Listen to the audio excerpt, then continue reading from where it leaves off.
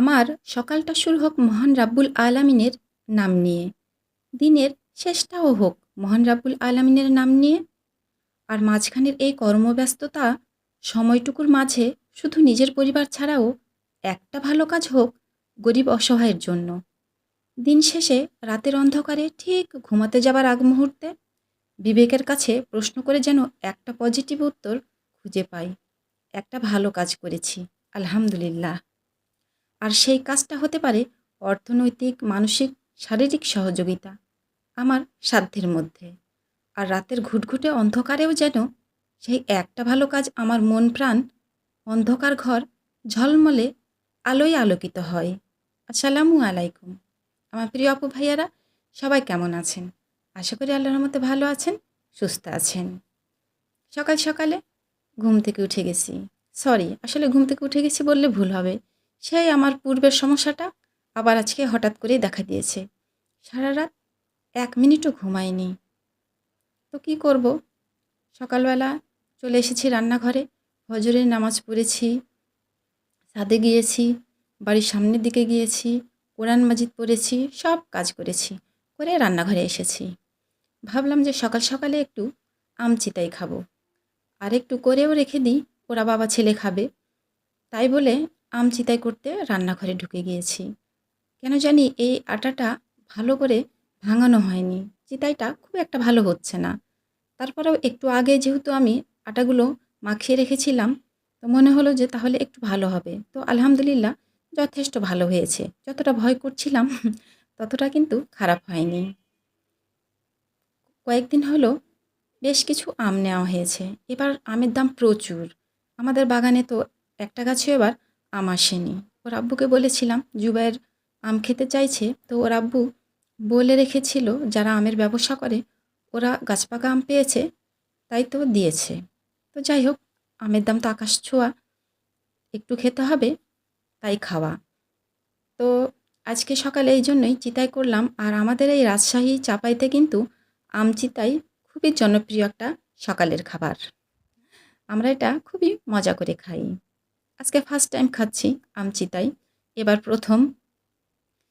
তো ওর আব্বু উঠে গেছে, ওর আব্বুকে আমি খাবারগুলো সাজিয়ে দিয়ে দিলাম আর আমিও খেয়ে নিলাম। আর জুবাইর উঠে গেছে, ওকেও খেতে দিয়ে দিব। সকালের কাজকর্ম সব শেষ করলাম, করে দুপুরের আয়োজনে লেগে গেলাম।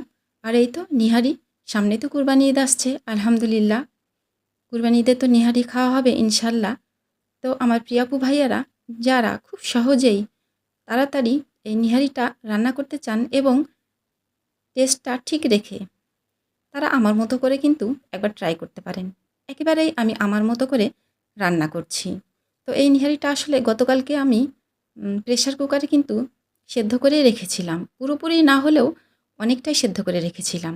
আর সেদ্ধ করার সময় দিয়েছিলাম হলুদ, লবণ, মরিচের গুঁড়া, ধনিয়া গুঁড়া। এর বাইরে কিন্তু কিছু দেইনি। আর পানি দিয়ে, পর্যাপ্ত পরিমাণ পানি দিয়ে আমি কিন্তু এই নিহারিটা আধা সেদ্ধ করে রেখে দিয়েছিলাম।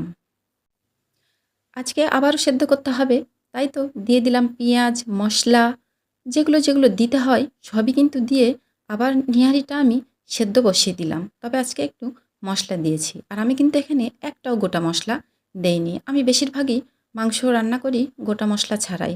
আমি মশলাগুলো, গরম মশলাগুলো যেগুলো গোটা মশলা সেগুলো আমি ভেজে গুঁড়ো করে রেখে দিই।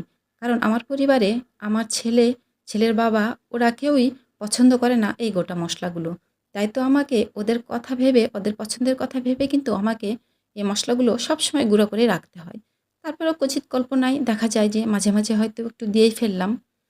তো আজকে কিন্তু একবারেই দিলাম না। তো ওইদিকে নিহারি সেদ্ধ হতে থাক, আর এইদিকে আমি বেগুনের এই ইউনিক রেসিপিটা করে নিই। আজকে আমি করব ডিম বেগুনের কড়াই পাতুরি। আমি কিন্তু ২টা ডিম সেদ্ধ করেই রেখে দিয়েছিলাম আগেই। আমি ৪ টুকরো করে কেটে নিলাম। আর এই তো বেগুন টুকরো টুকরো করেছি একদম ছোট্ট ছোট্ট করে। আমাদের কিন্তু ছাদ বাগানের বেগুন এগুলো। তো এখানে এখন সব ধরনের মশলা দিব, পেঁয়াজ দিব, এখানে কিন্তু বাটা মশলাও দিয়েছি।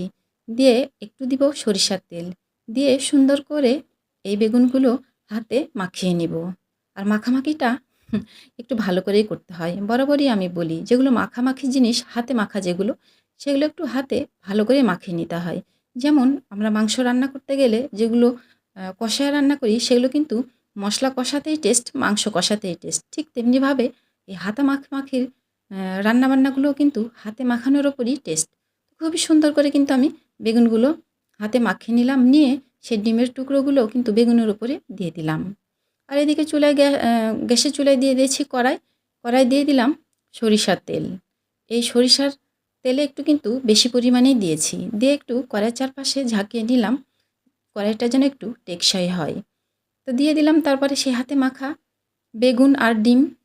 এই ডিম বেগুনের কড়াই পাতুরিটা আজকে ফার্স্ট টাইম আমি করছি। জানি না খেতে কেমন হবে।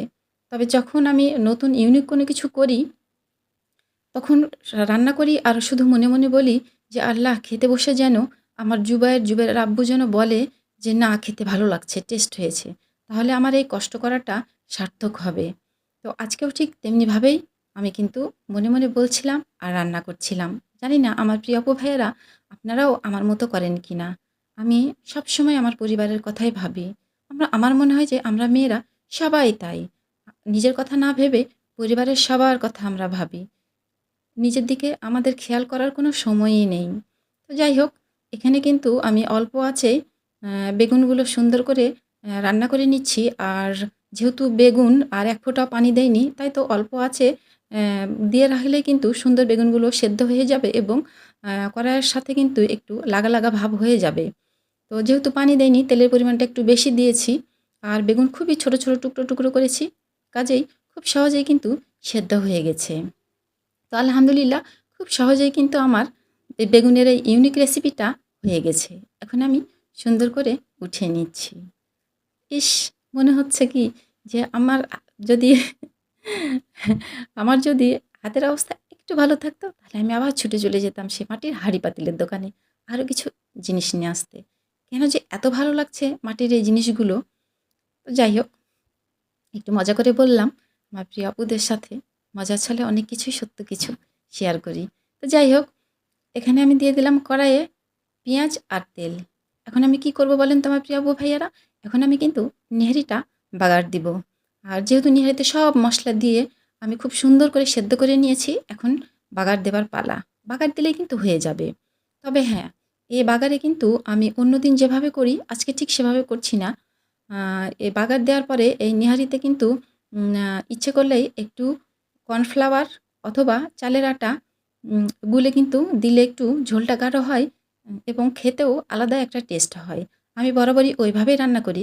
কিন্তু আজকে আমি একেবারেই কর্নফ্লাওয়ারও দেব না, চালের গুঁড়োটাও দেব না। আজকে একবারেই ওইগুলো ছাড়াই আমি নিজের মতো করেই রান্না করছি। আজকে খুব বেশি নিহারি না, অল্পই নিহারি। ভাবলাম যে ওইগুলো আর না দেই, এমনিই রান্না করি। খেতে আলহামদুলিল্লাহ কিন্তু খুব টেস্ট হয়েছিল। আর এখানে ফোটার জন্য দিয়ে দিয়েছি। একটু ফুটে উঠলে নামিয়ে নিব। আর এই যে গুঁড়ো মশলাগুলো দিচ্ছি। মাংসের মশলা, গরম মশলা এগুলো গুঁড়ো করে রেখেছি। এগুলো সব দিয়ে দিলাম। আর মাংসের মশলা তো আমি প্যাকেট মশলাটাই ব্যবহার করি। সেই মাংসের মশলাটাও দিয়ে দিলাম। তো আলহামদুলিল্লাহ আ ২ টা রেসিপি খেতে অসাধারণ হয়েছিল। আর আমি অফ ক্যামেরায় মাছও রান্না করে রেখেছি আলু দিয়ে। আমার পরিবারে তো আবার আলু না হলে চলবে না। আমার বেগুন না হলে চলবে না। তো যাই হোক, আমার জন্য বেগুন আছে। আর ওদের জন্য আমি আলু মাছ রান্না করেও রেখেছি। তো আমার কিন্তু নিহারি রান্না করা হয়ে গেছে। আমার প্রিয় আপু ভাইয়ারা ঝটপট টেস্ট ঠিক রেখে এইরকম করে কিন্তু নেহারি রান্না করে নিতে পারেন। সামনেই ঈদে। সামনেই কিন্তু চলে এসেছে ঈদ। আমার অনেক প্রিয় আপুরা দেখছি ঈদের প্রস্তুতি নেওয়া শুরু করে দিয়েছে। ঈদের অনেক সুন্দর, সুন্দর রেসিপি দিচ্ছে। আমি কিন্তু এটা আমার পরিবারে খাওয়ার জন্যই করছি। ফ্রিজে ছিল আর কুরবানি ঈদ আসছে। ফ্রিজটা তো ফাঁকা করতে হবে। তাই তো ভাবলাম যে আর রেখে কি করব? নেহারিটা রান্না করে নিই আর আমার প্রিয় আপুদের সাথে শেয়ার করি। তো আমার প্রিয় আপুরা ভালো থাকবেন। আল্লাহ হাফেজ।